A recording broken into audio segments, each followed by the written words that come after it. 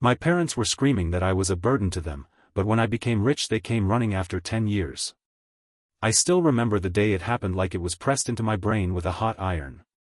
I was 17, standing in the corner of our cramped kitchen, next to the old, rattling refrigerator that never closed properly. The light above flickered, buzzing in sync with the tension in the room. My mother was at the sink, scrubbing a plate like it had insulted her, while my father paced behind her, arms crossed, face rigid. I don't even remember what started the argument. Probably something small. Maybe I forgot to take out the trash. Maybe I came home too late. It didn't matter. It was never about that, not really. "You're useless," my father finally exploded, and the plate in my mother's hands shattered in the sink. I flinched. "You think we owe you everything?" he went on, voice rising. "You're 17, and all you do is sit in your room, wasting time on that computer of yours." "I'm not wasting time," I muttered, barely loud enough to be heard. I hadn't even looked up. If I had, maybe I would have seen it coming. "Oh, please," my mother snapped, turning now. Her eyes were glassy with frustration. "All your little projects, your ideas, your dreams, when have they ever paid the bills, huh? When have you done anything for this family?" I opened my mouth, but she wasn't done. "We work, we suffer, we give you everything, and what do we get in return? A burden. That's what you are. A burden." I stood there frozen, my fingers digging into the side of the fridge. I thought maybe if I held on tight enough, I wouldn't fall apart. "You have no idea how much we've given up for you," she hissed. "And for what? So you can lock yourself away, pretending you're going to be some big shot? Get real." My father shook his head. "You think the world's going to just hand you a future? Grow up. No one's coming to save you. And we're done." I didn't cry, not then. I just stood there, quiet, like a ghost in my own house. I didn't want to show them they'd gotten to me. But inside, something cracked. Something deep. I left that night. No shouting, no door slam. I packed a bag and walked out around midnight, when they'd both gone quiet. I figured if I stayed, I'd just start to believe it, that I was nothing, that I'd never be more than a weight around someone's neck. I crashed on couches. I took up odd jobs. I scraped by, clinging to whatever shreds of pride I had left. Sometimes I wondered if I should have just given up, gone back, apologized for being born. But every time I saw that kitchen, my mother's eyes, my father's voice, it reminded me, I couldn't go back. Not ever. The years that followed were not kind. I worked during the day and coded at night. Taught myself to build websites, apps, anything people would pay for. Sometimes they didn't pay. Sometimes they ghosted me. I got scammed more than once. There were nights I ate nothing but instant noodles and mornings I barely made rent. But I kept at it. I told myself that if I ever made it, really made it, I wouldn't look back. That I'd build something no one could take away. Not their words. Not their anger. Nothing. It took me 3 years to land my first real client. A mid-sized company looking for a custom system. I worked day and night, poured everything into it. And when they paid me, actually paid me, I held that check in my hand like it was a key to a locked door. From there, it snowballed. One client turned into two. Two turned into a reputation. Before I knew it, I had my own team. Then my own company. I moved out of that tiny shared apartment into a loft with glass walls and a view of the city skyline. I bought furniture that didn't squeak. I drank coffee that didn't come from a gas station. And I worked. Always worked. As if stopping for a second would let the past catch up and swallow me whole. 10 years passed. I didn't hear from them. Not a call. Not a message. Sometimes I looked them up online, just to see if they were still around. They were. Same town. Same house. Probably the same fridge. And then one day, they showed up. But I'll get to that. Before that moment came, the knock on my office door, the familiar voices asking to speak, I want to tell you about what happened 2 weeks before that. Because it was the moment I realized I had everything I thought I wanted, and yet, something inside still hadn't healed. I was giving a talk at a tech conference in Chicago. Nothing major. I'd done a few before, but this one felt different. Bigger. 1,000 people in the audience. I wore a tailored suit. People clapped when I walked on stage. I was someone now. I started talking about building from nothing. About grit. About believing in yourself when no one else does. The audience loved it. They ate it up. But as I spoke, I caught sight of a boy in the front row. Couldn't have been older than 16. Skinny. Nervous. Wearing a hoodie too big for him. And something about him, the way he was staring at me, not blinking, like he needed this speech to survive, it broke something loose inside me. Because 10 years ago, that was me. And as I stood there, the applause ringing out, the lights warm on my face, I realized. I'd climbed a mountain and found the summit wasn't silence, but echoes. And they sounded a lot like things I still hadn't said. That's when the past came back. 2 weeks later, I was in my office, early morning, coffee in hand, half reading emails, when my assistant buzzed in. "There's a couple here," she said, voice uncertain. "They say they're your parents." I froze. "Should I tell them to leave?" she asked. I stared at the screen. 100 unread messages blinked at me. "No," I said slowly. "Send them in." And just like that, the door to my past opened again. To be continued. When they walked in, it was like a scene from a dream I hadn't allowed myself to have in years. My mother entered first.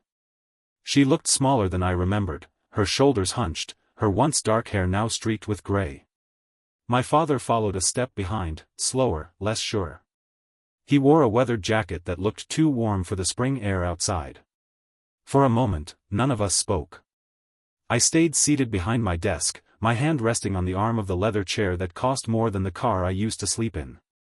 They stood a few feet away, like unsure guests in a stranger's house. Which, I guess, they were. My father was the first to speak. "You've done well for yourself," he said, and I couldn't tell if it was admiration or accusation. I nodded. "I worked hard." There was a pause. Then my mother stepped forward slightly. "We saw your name, on TV, some feature about startups that made it big. We didn't know you were, you."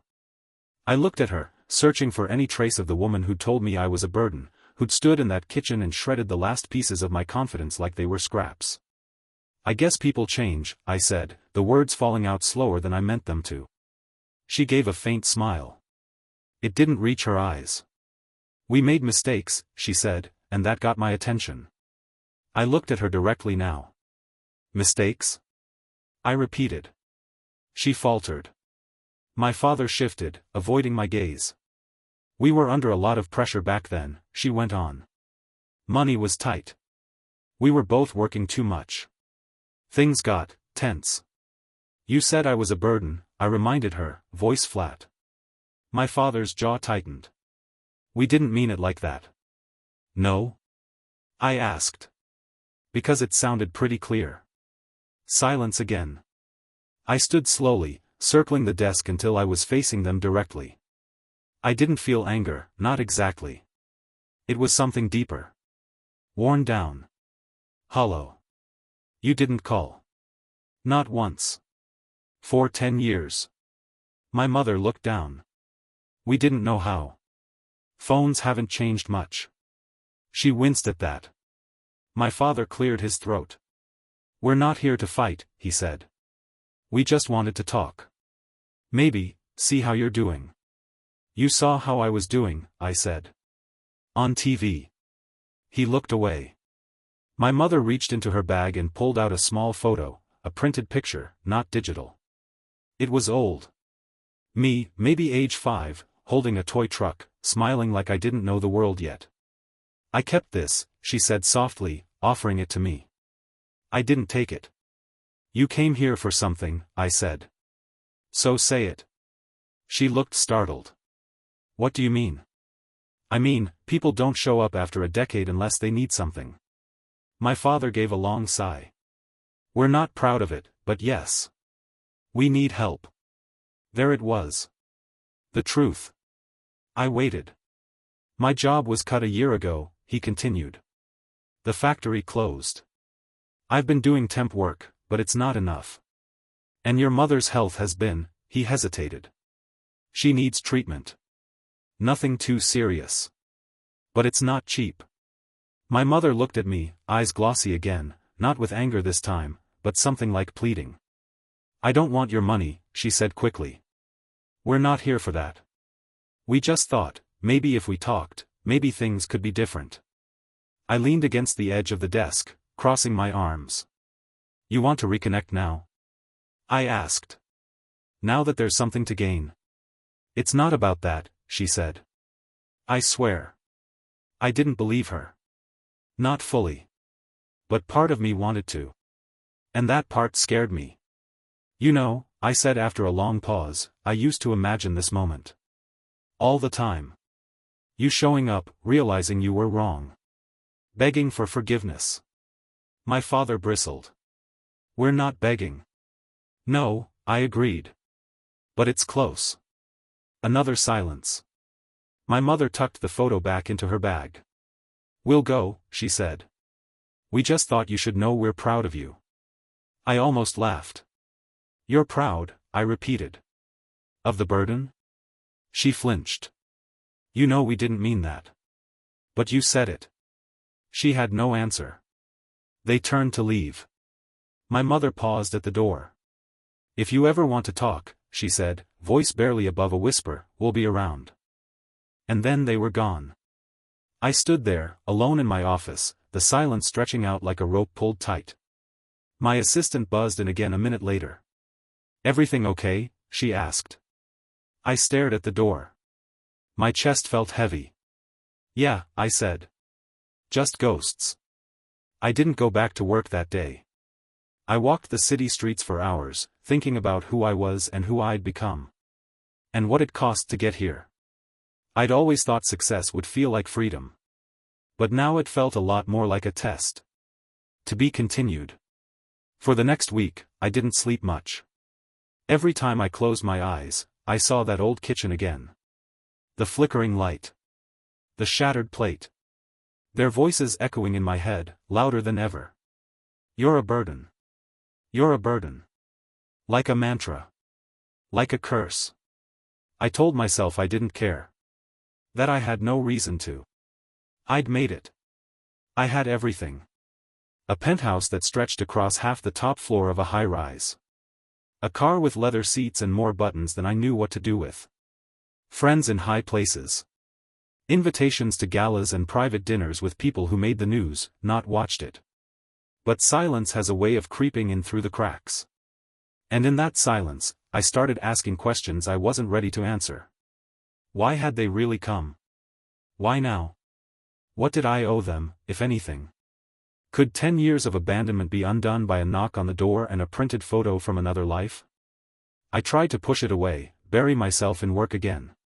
I had a new deal on the table, a merger that could triple the company's value overnight. Lawyers, investors, board members, all watching me for the next move. I was supposed to be focused. Sharp. But something was off. Every meeting felt like static. Every conversation, like I was somewhere else. And then, 3 days later, I made the mistake of visiting the old neighborhood. I told myself it was just curiosity. A drive-by. Nothing more. I didn't expect the street to be so small. The houses all looked the same, cracked paint, crooked fences, the same patchy grass and satellite dishes bolted into old brick walls. I hadn't been back since I left. Hadn't even glanced at this part of the map. And there it was. The house. Our house. It hadn't changed much. The front door still had that dent from when I threw my bike down in frustration as a kid. The window on the second floor, the one from my old room, was closed, curtains drawn. A small wooden bench sat crooked near the porch, faded from sun and time. I didn't get out of the car. I just sat there, engine humming, hands on the wheel. Watching. That's when I saw her. My mother. She stepped out with a bag of trash, walking slowly, like her joints protested every step. She didn't look up. Just tossed the bag into the bin and turned to go back inside. I don't know why, but I ducked. As if she could see through the tinted windows. As if I was a teenager again, hiding from the world. I drove off before I could think twice. That night, I got a call from a blocked number.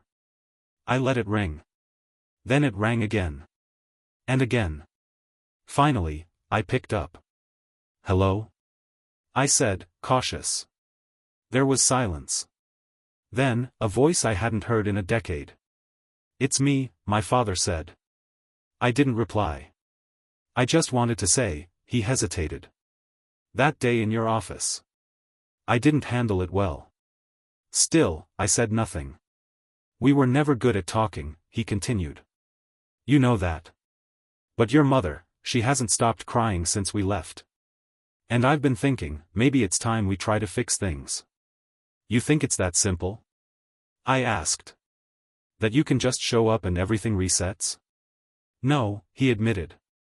"But maybe it's not too late to try." I wanted to hang up. I wanted to scream. But instead, I just stood there, staring out the window of my high-rise apartment, at a skyline that had once symbolized freedom. "We were wrong," he said, quieter now. "We didn't know how to raise a kid who was different. We were scared. Angry. Tired. I was a child," I said sharply. "You don't get to blame fear for what you did." "I know," he said. There was another pause. Then he said something that made my stomach twist. "She's sick, son. And not just a little. The treatment's expensive. We're looking at second mortgages, loans, but we won't ask you for a cent. I swear. I just thought you deserved to know." I closed my eyes. This wasn't fair. None of it. "I'll think about it," I said. "I'm not asking you to fix it," he said. "Just, don't shut the door forever." Then he hung up. The rest of the night passed in a blur. I didn't sleep. Didn't eat. Just paced, over and over, trying to decide what kind of person I wanted to be now. The next morning, I did something I never thought I'd do. I called them. My mother answered on the first ring. "Hi," I said. She didn't speak. I could hear her breathing. Soft. Shaky. "I'm not promising anything," I said quickly. "But maybe, we can talk." She started crying. And for the first time in 10 years, I didn't hang up. To be continued. 3 days later, I drove back to the house, the one I had once escaped like it was a prison. I parked across the street, hands clenched tight around the steering wheel.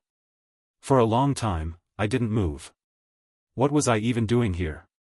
I didn't owe them anything. Not forgiveness. Not sympathy. Not even my presence. But I had called. And I had said maybe. And something in my voice that day, maybe it was tiredness, maybe curiosity, hadn't let me take it back. The porch light was on, even though it was broad daylight. The paint on the wooden door was flaking worse than I remembered, and the wind made the old mailbox flap slightly open, like it, too, had something to say but never got the chance. I stepped out of the car. The neighborhood smelled like it always did, faint gasoline, damp concrete, and someone nearby cooking something that reminded me of my childhood, though I couldn't say what. I walked to the door and hesitated. Then I knocked. It creaked open a second later, and there she was. My mother. Her eyes red, but not swollen like the last time I saw her. Just tired. "Hi," she said, voice thin. "Hi." She stepped aside without another word, and I entered the house I swore I never would again. It felt smaller. The walls were the same faded beige. The living room couch sagged in the same place it used to when I'd fall asleep watching late-night cartoons. The kitchen door still squeaked on its hinges. Everything looked like it had been paused, like the house had held its breath for 10 years, waiting. My father was at the kitchen table, hands wrapped around a mug of tea. When he saw me, he nodded once. Nothing more. I sat down across from him. The same table. The same chair. For a second, I felt 17 again, bracing myself for judgment. But it didn't come. No one spoke for a long time. My mother sat down beside my father, and the three of us just sat in that cramped kitchen, the silence growing heavier with every breath. Then I said, "Tell me what's going on." My father explained. She'd been diagnosed a year ago. At first, it was small. Manageable. But it spread. Fast. They tried local doctors, cheaper options. But none of it helped. Now, a specialist in another state had offered hope, but it came with a cost. I asked how much. He told me. It wasn't a number that scared me anymore. A few years ago, it might have meant ruin. Now, it was a fraction of what I made in a single week. "I'm not asking you to pay," he said again. "We just wanted you to know." "I could cover it," I said. "All of it." They both looked up. "But I won't," I added quickly. "Not unless this is more than just a transaction." My mother's eyes shimmered. "What do you mean?" she asked. "I mean, if we're going to do this, really do this, then we talk. No lies. No pretending like nothing happened. You don't get to vanish for 10 years and then ask for help without offering truth in return." My father looked down at his tea. "I was scared," he said finally. "Back then. When you left. I didn't know what to do. I didn't want to admit I'd failed as a father. I stayed silent." "You were always different," he went on. "Not in a bad way. Just, wired differently. And we didn't know how to handle that. So we called it laziness. Or rebellion. We pushed instead of understanding. And when you left, part of me thought it was better. That maybe you'd find what you were looking for. And if not, at least we wouldn't have to look in the mirror." My mother reached across the table, placing a hand over mine. "I never stopped thinking about you," she whispered. "Every single day. But I thought I'd ruined it beyond repair." I didn't pull my hand away. "I did hate you," I said quietly. "For a long time." She nodded slowly. "I know. But I also wanted you to find me. Just once. To call. To ask if I was okay. I was a coward," she admitted. "And I was ashamed." The room was quiet again. But it was a different kind of silence. Not cold. Not sharp. More like a wound being aired for the first time, raw, but finally breathing. "I'll pay for the treatment," I said. "And I'll help with the rest. But only if this is the beginning of something. Not a footnote." My father looked at me. For the first time since I was a child, there was something soft in his eyes. "It can be," he said. "If you'll let it." I nodded. I didn't forgive them. Not completely. Not yet. But I stayed. I stayed for hours. We talked. About everything. About nothing. My company. Their lives. The years in between. I left that night with a strange feeling in my chest, like an old door had finally been unlatched. It didn't swing open all the way. But it moved. A crack. A sliver. Sometimes, that's enough. To be continued. 2 months later, I was sitting in a hospital lobby with a coffee I hadn't touched and a phone I hadn't looked at in an hour. My mother was upstairs, in the care of some of the best specialists in the country. I'd flown them both out here. Got them a short-term rental near the clinic. Arranged everything, the insurance, the scheduling, the transportation. Money wasn't the problem. It hadn't been for years. But this, still felt like unfamiliar territory. My father sat across from me. He hadn't said much all day. Just stared out the window, hands laced tightly in his lap. He was quieter now, more subdued than the man I remembered.